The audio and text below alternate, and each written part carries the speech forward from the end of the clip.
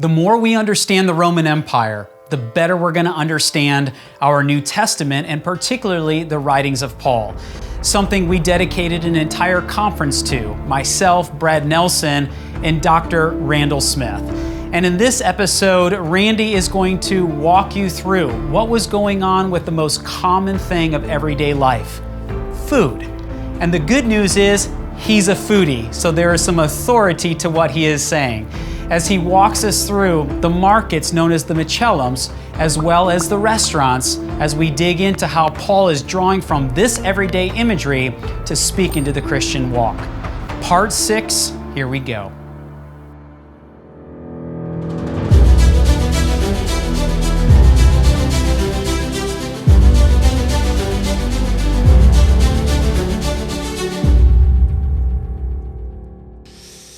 I used to be skinny, you'll have to take that by faith, but I want you to know that I absolutely love food. I have to admit I'm a foodie at heart, and maybe it was my love of food that drove me to want to study more than 25 years ago the Macellum, that is the food market at Pompeii. I have to say that it was one of the best studies of my life. I celebrate not only that God lets us eat, but that he gave us taste buds. What's that tell you about him? He wants us to actually enjoy the journey.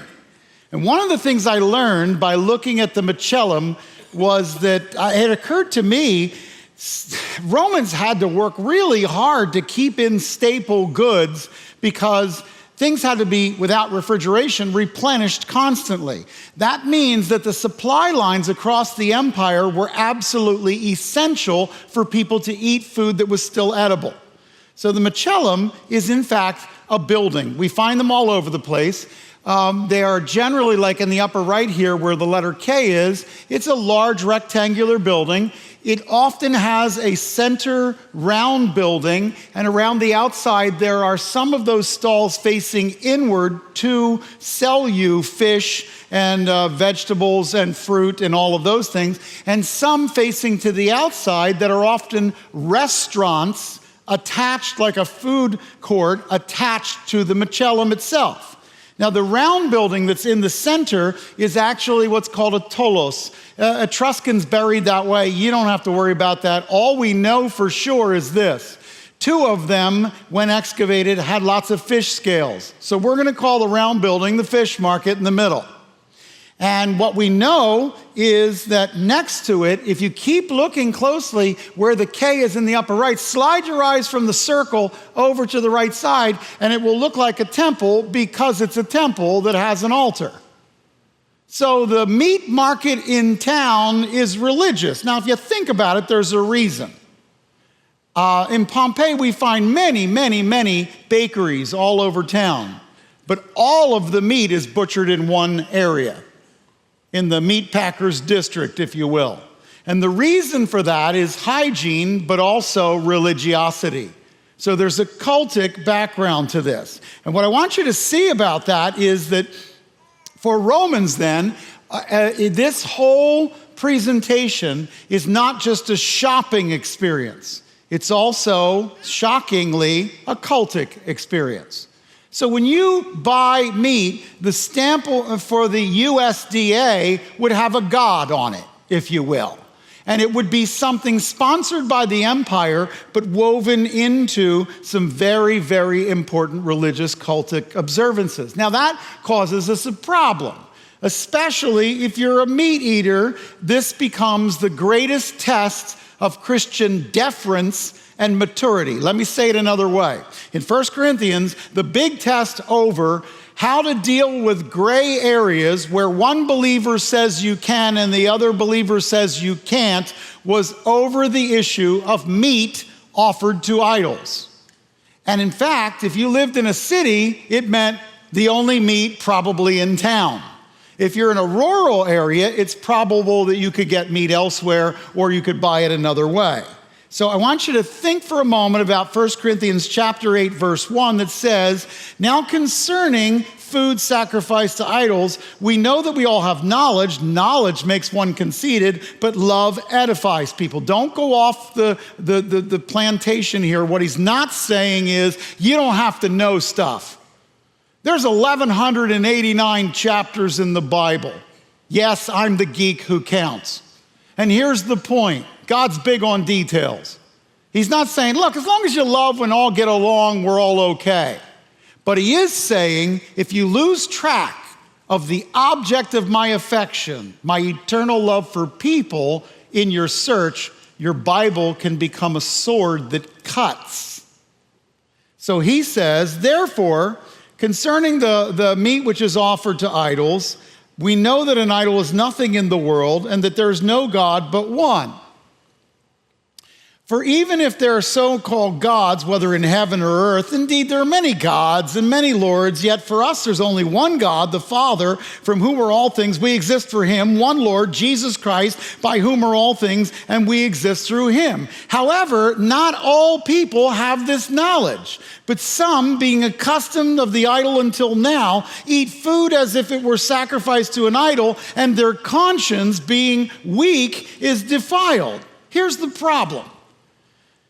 Paul recognizes that there are some people who are just coming out of the cultic side of this equation, that if they see you eating in certain situations, it will draw them back into that cultic practice. Conscience isn't, I'm offended because I don't like what you're doing. Conscience here is you will push me back into my pagan lifestyle and I will actually be unable to continue in my walk with God.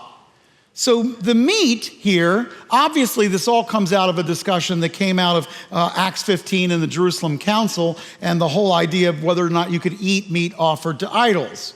In 1 Corinthians chapters 8, 9, and 10, if you look closely, Paul actually breaks out the issue into three settings. He says, here are the rules for what you can do, or principles for what you can do with this gray area thing for which we don't all agree, in private, in your home, where no one can see you.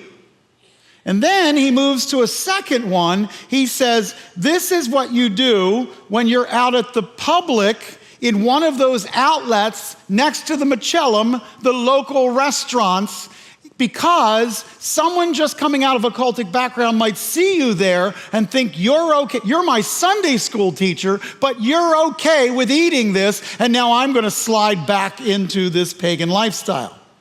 The third section that I really like, is very creative, is Paul goes to the when a not yet Jesus follower invites you to their picnic and is serving meat offered to idols. Paul says, now look, don't go in and ask.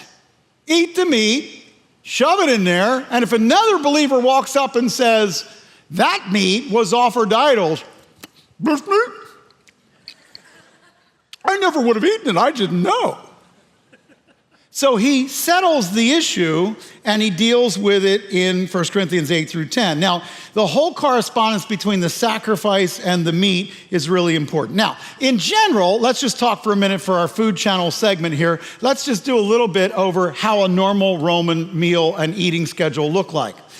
Breakfast, an itaculum, was usually a light meal at best. Sometimes you'd have salted bread, milk, wine. In much of the Holy Land, for those of you who journeyed there, all the rage was barley bread with warm wine and honey poured over it. So it was kind of like a breakfast cereal of sorts. But you might also have a cheese, piece of cheese and some eggs. Often people overlooked an itaculum, and people still do, in favor of a cup of coffee today. But the middle of the day, you would have lunch. And the cibus meridianus, or prandium is what most would call it, is popular among field service workers. These are guys who got up, grabbed a quick bite, went out, worked in the field. Now it's hot as blazes and their stomach is growling, so they come and they eat some fruit and eggs and cheese. And sometimes they'd have meat or dried fish. There's also then cena. Cena is your main meal of the midday. It's usually in the afternoon, and it's wonderful because it's served with a well-watered wine mix followed by a nap. And all God's people said, okay, there you go. So you get a nice meal and then you get a nap. And, from that, we get a number of European customs. At any rate, sometimes there's an evening snack called a vesperna, although as the empire gets later, the cena gets bigger and the vesperna gets lost. And so we find that it's phased out over a couple of centuries. Now, another important thing to actually factor in was when you're talking about the economic indicators in the Bible, one of the key things archaeologists and anthropologists look for is bread. Bread is a symbol of all your daily needs. Jesus said, "Give us this day our daily bread," and what he meant by it was, give us our daily needs, right? So the important thing is the daily nutritional requirement, according to the Roman Department of Agriculture, was a quart of grain. A quart of grain would make the 1 pound loaf of bread, which is the requirement. And it's a requirement that was actually specified originally for slaves. You had to add olive oil and a little bit of salt, and you could serve a type of wine. What's essential to understand is this is what the Senate watched as the economic indicator. What's the price of bread? So watch for it in the New Testament because it shows up. How much does bread cost? I take you now to Mark chapter 6 for a moment. Jesus is out feeding a mass number of 5,000 people. And what's interesting to me is in Mark 6, he says, he answered them, "You give them something to eat." And they said to him, "Shall we go and spend 200 denarii on bread and give it to them to eat?" Now, normal people would walk right past this. But archaeologists say, wait a minute, let's do the math. 5,000 people, at least males, we don't know how many were there, divided by 200 denarii equals the laborer's daily wage could buy 25 loaves of bread. Now, it takes a little bit of math to get there, but my point is that when you look back then, this laborer's wage could buy 24 or 25 loaves of bread in the time of the New Testament. Why is that important? Because by Revelation 6, the cost of bread is the subject in the 7 seals, telling you something. Listen to this. It comes from Revelation 6:5. When he broke the 3rd seal, I heard the 3rd living creature say, "Come." I looked, and behold, a black horse, and he who sat on it had a pair of scales in his hand. And I heard something like a voice in the center of the 4 living creatures saying, "A quart of wheat for a denarius." Whoa, wait. 3 quarts of barley for a denarius. Do not damage the oil and the wine. Probably a reference to the pharmaceutical use. So what's shocking about this prophetic portion is that if you look at it, it looks like not all the commodities were affected equally, so that tells you there's an inequity that involves human involvement, not just a natural famine, because if you're going to lose barley, you're going to lose wheat. If you're going to lose wheat, you're going to lose barley, but these are not equitable. And the Greek word here for the quart, chenix, is actually the standard measure to make 1.5 Roman loaves. Follow me for a second. I know I'm going into a math problem, and we're going to have trains and how long it takes. But the point of this whole thing is this. This is a 1,500% increase over Mark chapter 6. So what he's telling you in these seals is the world gets pummeled by inflation, and it's inequitable, human-caused, and not across all commodities, but across ones you need. Now, it's important then to just look at the details for the economic indicators, but that's not the only thing. We were talking over time that as we come up on lunch, the lunch order starts coming through my phone, okay? But here's the thing. We talked about thermopolia. We talked about a popine, taverne, different places that would offer victuals to workers. We talked about them, and in that setting, I just want you to remember what the whole thing was about is this. Most people couldn't cook at home. When I first moved to Jerusalem, it was 1981. I lived inside Damascus Gate, 256 steps up inside Damascus Gate. If you don't think I counted, you're crazy. I was at the high point. If you've ever been to Gordon's Calvary and they look over and say, General Gordon slept in that bedroom when he looked across and saw Gordon's Calvary, that was my bedroom later. At any rate, that was my apartment. It's at the high point. I didn't have a kitchen. I went to Ahmed's Green Door Pizza inside Damascus Gate, brought my chicken and picked it up at 5 cooked. That's what we all did in the 80s. We didn't have kitchens. We've gotten them within my lifetime, and now everybody talks like this is such an ancient thing. Hey, I'm old, but I'm not ancient. So here's the point. The point is that people didn't have a way of cooking. The majority of people ate in the pubs because that's what they could do if you didn't have any way to cook. Now, so what did they eat? Well, we can look at people like Horace, who writes, tonight I ate a meal of onions, porridge, and a pancake. I don't know, maybe he was weird or unusual, but this is some of the few pieces of information we have. We know that the Popine offered a variety of small things. We also know that the Thermopylae actually gave you a place where you could get hot wines and hot drinks and also some hot soups. Although the amount of vegetables in the vegetable soup apparently was a really big thing. Cicero complained incessantly about it. At any rate, if you're going to cover, by the way, Roman food, we got to cover Roman wine. Now, if you're Roman, you don't want Roman wine. You want Greek wine, because Greeks' wine were to the Romans what French wines are to the Americans. It's old world, and it has words you can't say on it, so it must be really expensive. Pliny the Elder writes a 37-volume Roman encyclopedia called Naturalis Historia, and it's dedicated to the Emperor Titus, because that's what you do when you're trying to suck up to the emperor. But at any rate, he writes it. It's published after his death. He dies in Mount Vesuvius' explosion, okay?